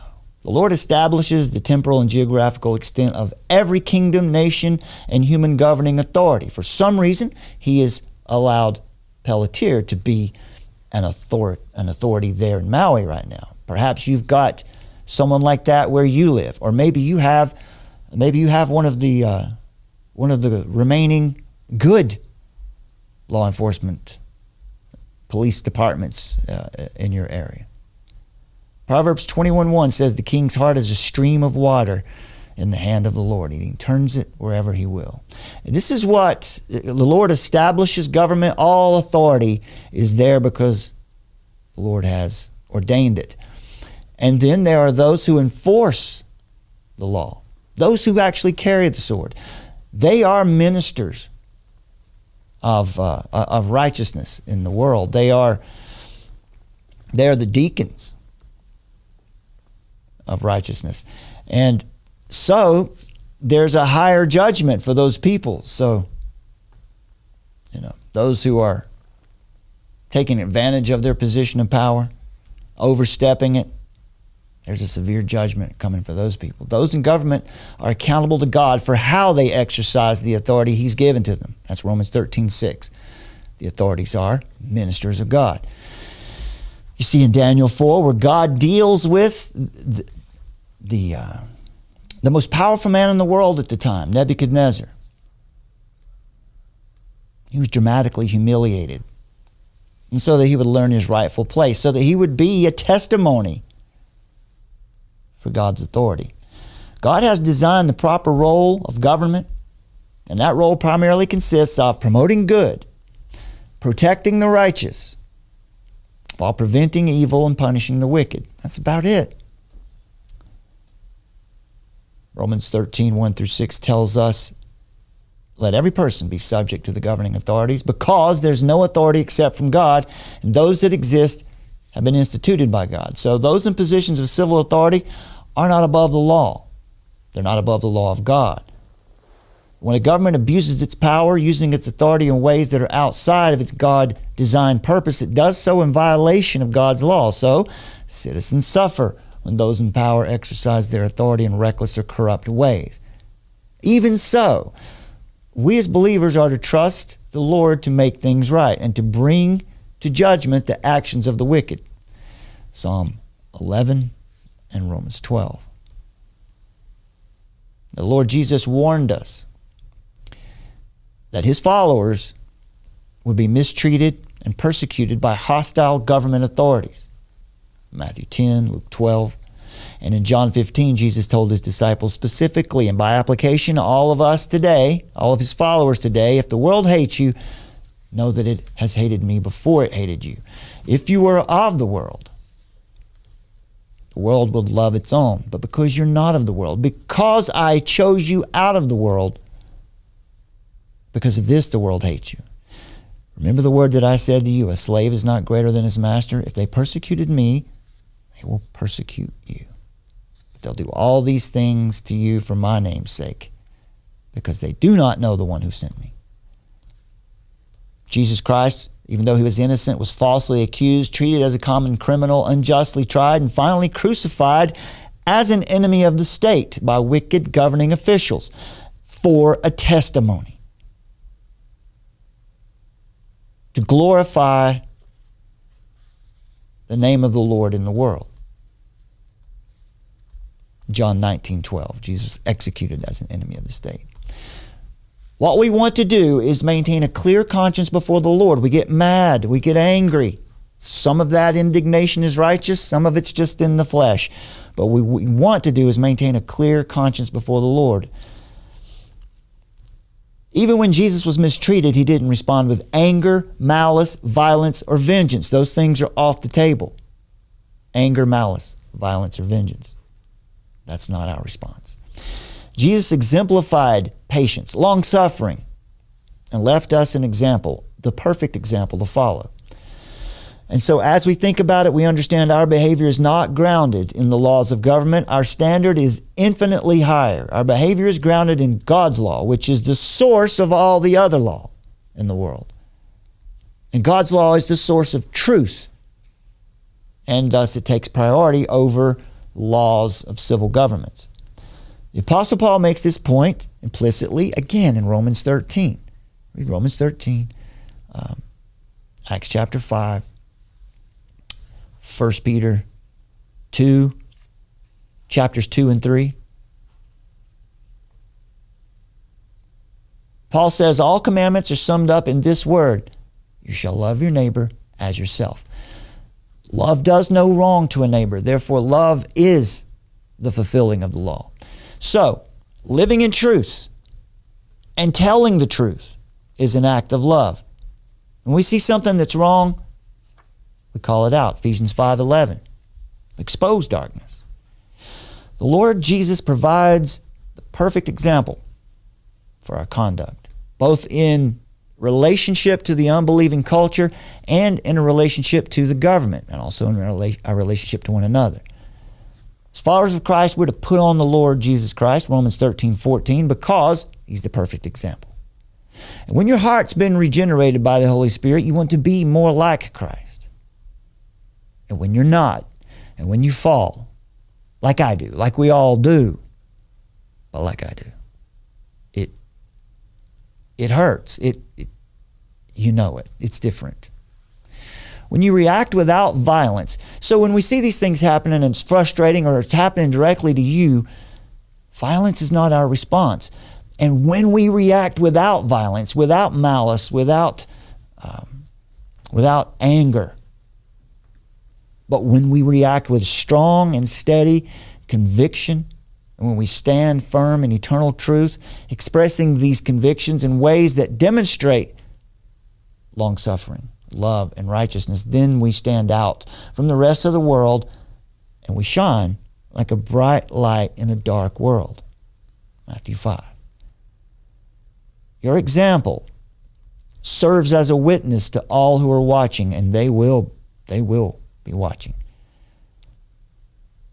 Jesus didn't always comply with the restrictions and regulations imposed by local governing authorities.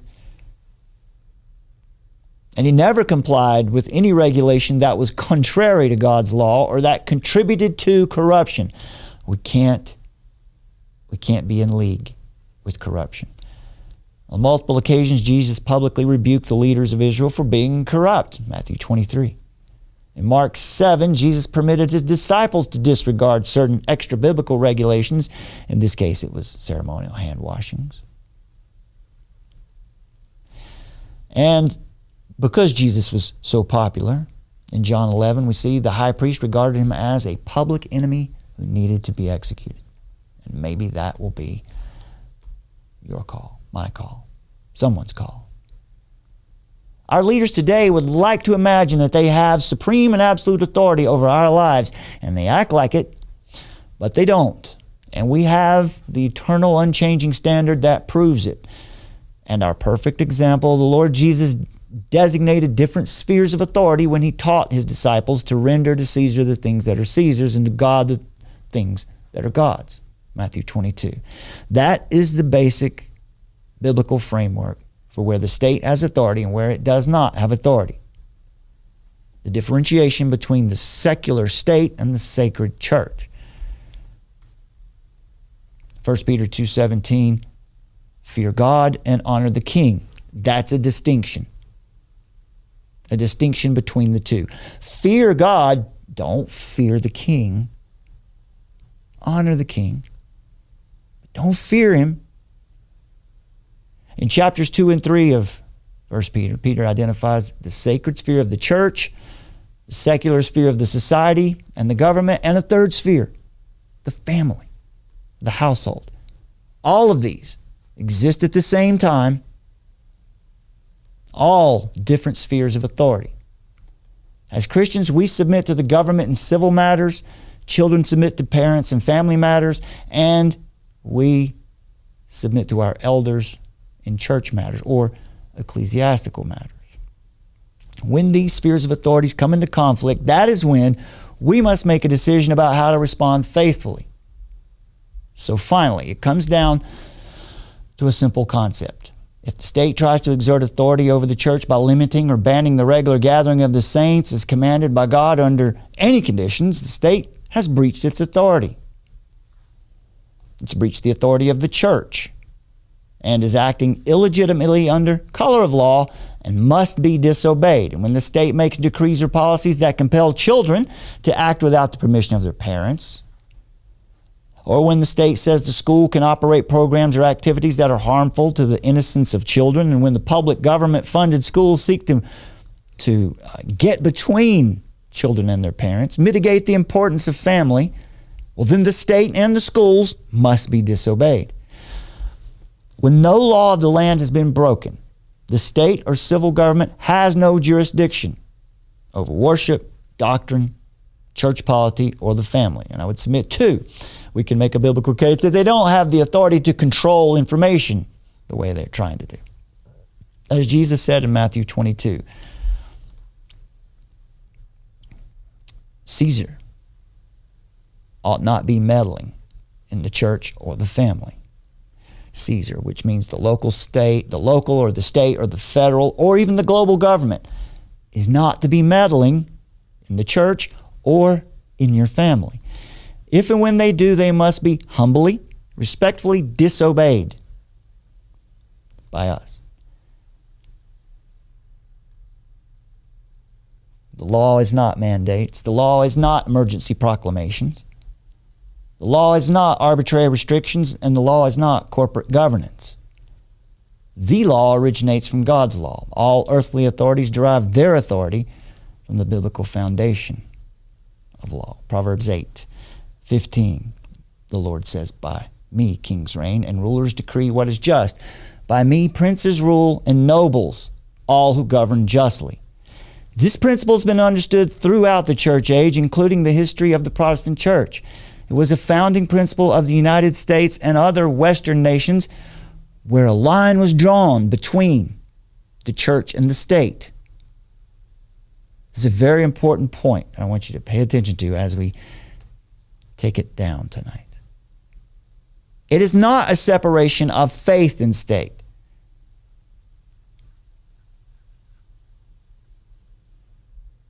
But a separation of any church and state. Let me continue. Americans in general, including most Christians, have an ill-conceived notion about what the Bible and the U.S. Constitution prescribe as the right relationship the church and all religions must have with American society, politics, and the state, or what is commonly referred to as the separation of church and state. People generally just don't understand what that means. They'll say that you're not allowed to bring your Jesus into the state legislature. The Constitution doesn't say that anywhere. Until the future kingdom and rule of Jesus Christ over all the nations, biblical Christianity neither supports nor advocates for theocracy or any state-sponsored religion. Christians support secularity, but not secularism. Secularity is a functional separation of religion and government, but not the absolute separation of religion and government. In other words, the expression of religion is protected by the state, and religious persons can play a role in the government, but the government cannot be used to suppress or oppress religions or religious people unless they're breaking the law of the land. So in short, religious people can play their role in government, but no church can dominate government. For example, in America, public schools have secularity in that students should receive an education free from religious or anti-religious bias. Public school. Likewise, law enforcement, including the FBI, cannot lawfully promote or oppress any religion or religious practice. They're starting to do that. Law enforcement can and shall protect the rights of the religious. In the Christian understanding of civilization, that's what the law enforcement is there to do. They're to protect the church so that the gospel can go forward. Now that's secularity. That means that we live in a society where people are allowed to practice their religion, but the state cannot endorse or any particular church. Secularity. Secularism is something different. Right? Secularity is like it's more of a position. It's a state of affairs. But secularism is an ideological position itself, right? Advocating for the absolute removal of all religious beliefs or practices from public institutions, decisions, activities, especially political ones. For instance, the Founding Fathers advocated for secularity, ensuring that the church and state would remain separate entities. They did not advocate for secularism, that no religious ideas should be tolerated at all. So separation of church or religion and state, of course, no such arrangement is truly possible because every human being is inherently religious. Right? Secularism is a religion. So in essence, while both these terms revolve around the concept of separation between the religious and non-religious, secularity is more of a descriptor of that separation, while secularism is the active advocacy or ideology that promotes separation.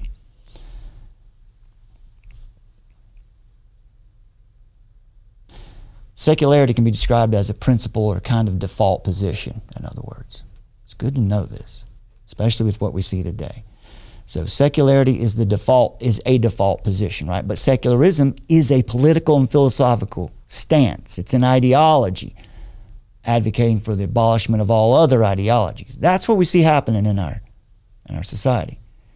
Christianity is a voluntary association, while the state is more of a mandatory association for all those who partake in the privileges and duties of citizenship. So as Christians, we're here. We're under it. We're citizens of it. It's not our duty to rebel against it or run into the hills and try to exit the system as much as I want to. As I've tried. It's not my calling. It's not what I'm supposed to do. Therefore, secularism is an attack on voluntary association, and secularism is an advocate for totalitarianism. Bill of Rights, or the first 10 amendments to the United States Constitution, plays a crucial role in upholding secularity by safeguarding the separation of church and state, preventing the government from establishing or favoring any particular religion, or oppressing any religion. And the Bill of Rights thwarts secularism by protecting individuals' religious freedom. For example, the First Amendment explicitly states that Congress shall make no law respecting an establishment of religion or prohibiting the free exercise thereof. That's that first part, the Establishment Clause. It states the way it is, that Congress shall make no law respecting an establishment of religion. The Establishment Clause prevents the government from establishing an official religion and ensures that no preference to any religion is shown, including the religion of secularism. And simultaneously, the Free Exercise Clause protects individuals' rights to practice their religion freely. So this combination of clauses in the First Amendment supports secularity by keeping government separate from religious matters while allowing people to practice their faith freely, including the expression of their faithful convictions, while playing a role in government. So when someone cries separation of church and state, you can't come into the legislature and say that we're made in God's image, that abortion is evil for that reason, that it's murder. You can't do it. No, they're wrong. You can. And we must. Do you see what's happening around us? We must. The American system of government, as intended, is founded on biblical principles in that it recognizes the fallen nature of humanity, and as such, that no human being can be neutral on issues of morality or religion. The Constitution prevents the evil of tyranny by limiting the power of any one branch of government and any one individual, like Pelletier, with built-in checks and balances that guide the people toward a God-honoring biblical worldview. This is why the Constitution is so important, and we have to know it. We have to advocate for it. And the way we do that is through advocating the biblical worldview, because the Constitution flows naturally from it. The Bible is the foundation of a constitutional republic. So in the Bible, God has given very clear instruction on the relationship between Christians and government. Followers of Christ are commanded to obey these government authorities, civil magistrate. And the government is to treat everyone justly and fairly. Even when leaders in government fail to honor their role, the Christian is commanded to live up to his. Oppression is no excuse for disobedience to God.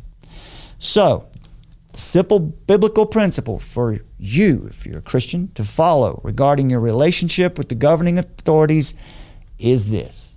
When the civil authorities command us to do that which God forbids, we're to obey God and respectfully disobey the civil authorities. When the civil authorities forbid us from doing that which God has commanded, we're to obey God and carry on in faithful confidence of the Lord's power to protect us. Consider Daniel's 3 friends who've given us a faithful and brave example of how and when to disobey tyrants, or arbitrary mandates of civil authorities. Daniel chapter 3, verses 8 through 23, Shadrach, Meshach, and Abednego were commanded by the civil authorities to violate both the second commandment and their conscience by compelling the 3 young men to bow down and worship before an idol, or just to bow down worshipfully before an idol. The decree was an arbitrary mandate, specifically designed by corrupt officials as a ploy to persecute and kill these young men in order to get them out of the way, to remove their excellent influence from the king's court. They were jealous. The 3 faithful young men refused to follow this command to disobey God. And they were thrown into a fiery furnace that was heated hotter than ever before. And they came out not even smelling like smoke. Even when everyone else is following the orders, even when we know it wouldn't be any trouble for us to simply go along with it, to avoid the trouble of being shouted down or ridiculed or maybe thrown in jail, or worse, we cannot follow a government order that would cause us to violate our conscience or to disobey God. God has written the truth on our hearts to guide us and convict us in this life. Romans 2:15 says, they show that the work of the law is written on their hearts, while their conscience also bears witness, and their conflicting thoughts accuse or even excuse them. Daniel chapter 6, Daniel was commanded to stop praying for a month or be thrown to the lions. It was 2 weeks to flatten the curve. For 30 days, don't pray in public. He refused to stop honoring the Lord. Threw his windows open on the roof of his home, facing Jerusalem, and prayed 3 times a day, as he always had done. And same thing with his 3 friends. This was something, an arbitrary mandate put in place to catch him out. Somebody wanted him out of the way. And it worked. Daniel could have complied, knowing that the law was going to be over in 30 days. Could have prayed silently. Could have kept the window closed. Instead, when Daniel knew that the document was signed, he entered his house, and he continued kneeling on his knees 3 times a day, praying and giving thanks before his God as he had been doing previously. That's an example of exerting your God-given rights, acting in obedience to the Lord, honoring God openly, and being willing to accept the consequences. And when you exert your God-given rights and you're willing to accept the consequences, it doesn't matter where you are in the world, you are free. That's freedom.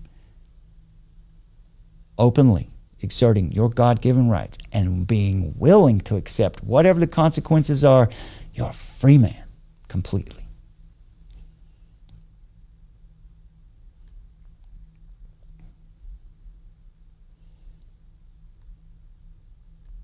Courage is what it's called. And this courage is rooted in convictions about the lordship of Christ and the call to be loyal to him.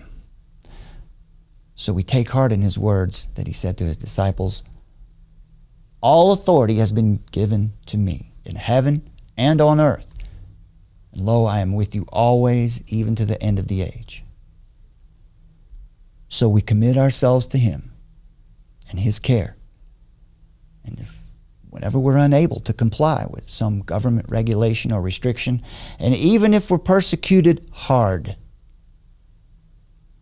well, then to God be the glory. And, well, that's that's all we have for you tonight. Thank you for joining us, my friends. Let me remind you before we go, please take a moment, if you would. Please like the video. We need you to help us out with that more than ever right now. Please like this video, share it, and leave a comment. If you haven't yet, please subscribe to the channel. It's free. It really does help us, and we need you more than ever. And, of course, please download the Armor of Truth mobile app today. It's 100% free, and that's where you'll find us. If you can't find us anywhere else, you're going to get live notifications and a direct link whenever and wherever we go live.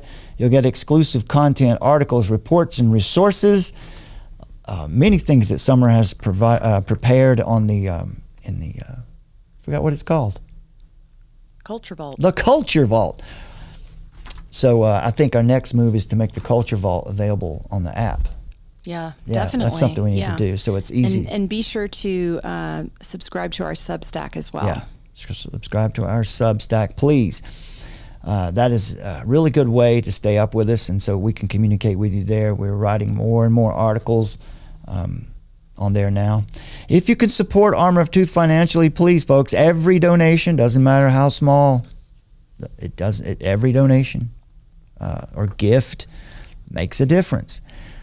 You can use the AOT mobile app Give tab or visit our website, armoroftruth.net/donate, or follow the links in the description under this video.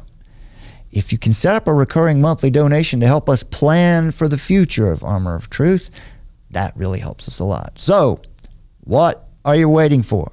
Download the Armor of Truth mobile app today. And my name is Brad, and I'm joined by my talented and lovely wife, Summer.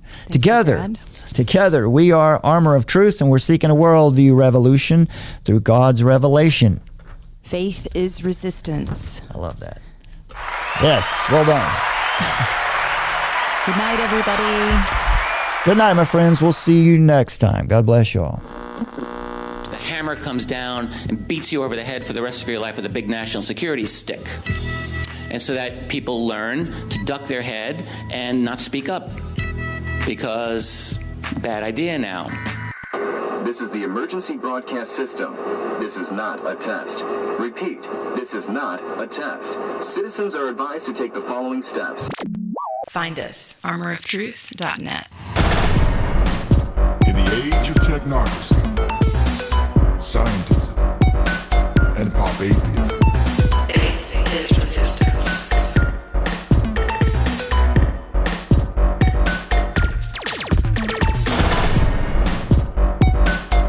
Nietzsche, of course, announced the death of God and called for the birth of the Übermensch, the Superman,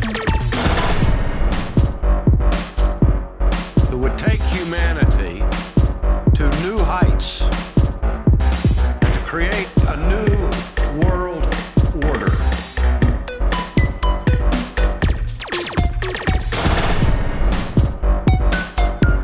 Find us at the Armor of Truth YouTube channel.